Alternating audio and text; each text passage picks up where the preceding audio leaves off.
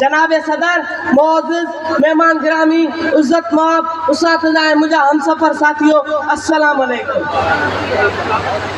محمد علی class نو sub کا پہرا مجلس کے منتظمین جو شکریہ ادا کرو جے مناچس کے اسٹیج اچن جو موقع فراہم کرو۔ جناب صدر، موضوع گفتگو ہے محمد کی محبت۔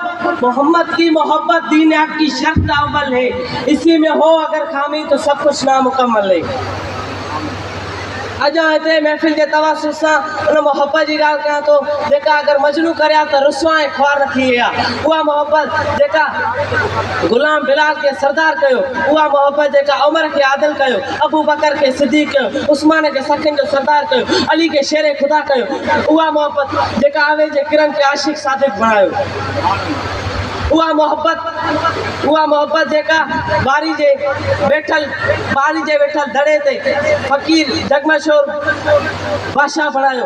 اجا تے ان محبت کی گال کیا تو جیکا تڑپائیں دینائیں، ان محبت کی گال کیا تو جیکا سولیت ننڈ کرائیں بھی آئے، وہ محبت جے میں حسرتوں نائیں ہوجو۔